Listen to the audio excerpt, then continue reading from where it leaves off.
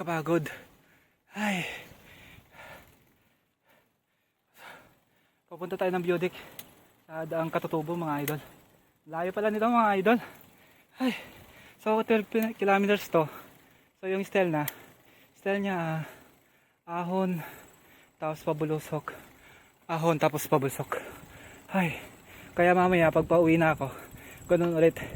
Pero mas mas lamang yung pabulsok kaysa sa ahon pag pauwi tayo.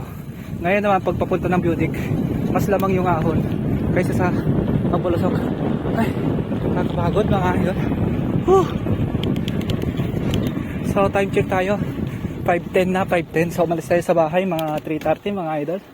So pag 5:30 na, magdadalawang oras na tayo ng pumapayyak. So naiwan natin yung GoPro, kaya cellphone yung ating gamit. Kasi akala ko malapit lang to, basic lang. Yun pala hindi, iyak din pala tayo. Ay, akala ko basic lang yung ahon ng Daang Katutubo. Yun pala ito, hindi pala. Ito, nagdudusa tayo ngayon. Ay, so ito pala ay kadugtong ng ng Daang Kalikasan mga idol. Pag tinuloy-tuloy mo to, kasunod naman dito Daang Kalikasan daw. Yun yung sabi ng nakausap ko dun sa nadaanan kong tindahan. Doon ako namili ng maiinom kasi pakiramdam ko malayo pa ako. Pagod. Ay, stop na natin to. Basic. Basic na basic mga lore. Ano? Basic na basic. Binisik ko lang yung Daang Katutubo. Ganyan ako kalakas. Mag-aalas 6 na ng gabi mga idol. Hindi ito madaling araw. Ay. Oh my God. Pero feeling ko malapit na ako. Tignan mo, para akong nasa Baguio mga idol. Napakalamig.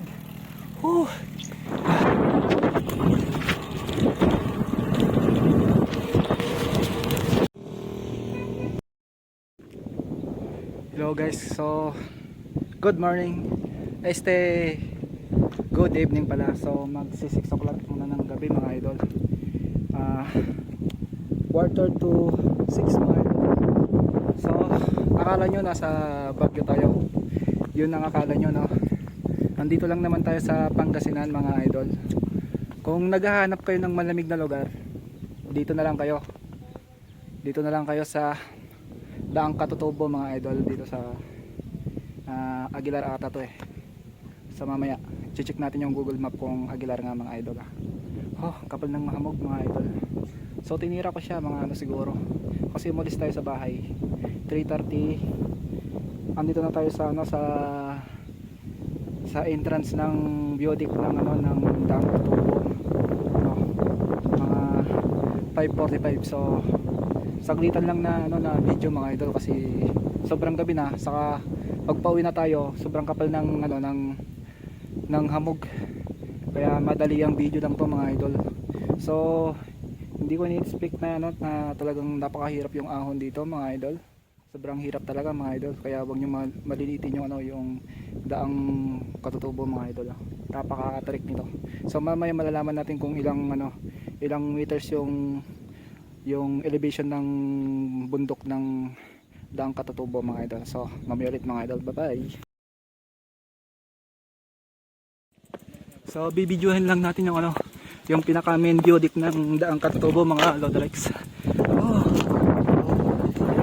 Nakabalik pala dito.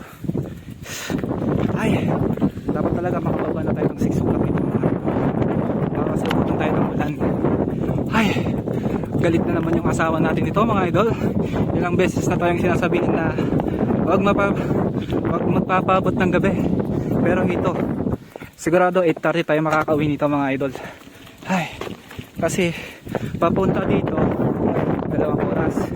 So sa 6 o'clock, sabi na natin 8:30 tayo dadating. Kasi medyo exercise na mga idol. Sana hindi umulan. Ay. Ang saya-saya. Ang saya-saya. Oh, unlock. Unlock this. Unlock this. Oh.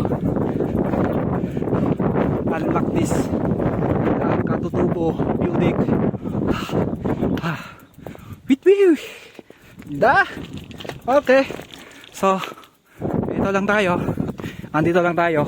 Wala tayong makita mga idol kapal ng hapag. So, na-timingan natin.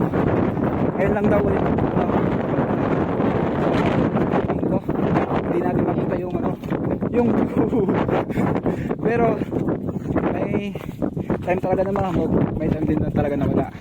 Dahil siguro sa tagulan na kaya mahumog mga idol. So, kukuha lang tayo ng picture dito. Yung picture, no? Hindi natin pwedeng kalimutan yung picture. Ay. Ganyan talagang buhay.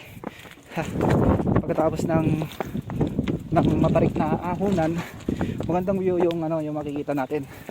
Kaso nga lang, view ng hamog. Ay. Huhu.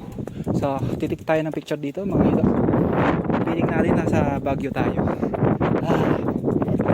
Dito lang tayo. Uuwi na tayo mga idol. Kailangan na natin umuwi ng mabilisang galawan. Ay, kapal ng hamog. Super kapal. So wala tayong talaga makikita magandang view dito. So doon sa video pa bang konti meron. Sa bagay meron lang tayong video kanina habang papier kahit na naiwan natin yung ating phone. So pupunta kayo dito sa Bangka Tobo, may mga mabibilan din dito. Dito rin, inumin, biscuit, snacks. So hindi ko lang alam kung may video dito. So hindi lang ako para magkape kahit na malamig yung lugar dito kasi gabi na, kaya mabilis ang videohan lang yung mangyayari. So kasi siya na may daw na hindi natin maiikot yung Bangka Tobo. Siguro gagawa na lang natin ng part 2 na video pag hindi makapal yung hamog sa second time na pagpunta natin dito. So, ayun o, welcome to Mapita Beauty. Ayun o, uwian na to, mabilis ang uwian. Ay, ayan o, so bye bye mga idol.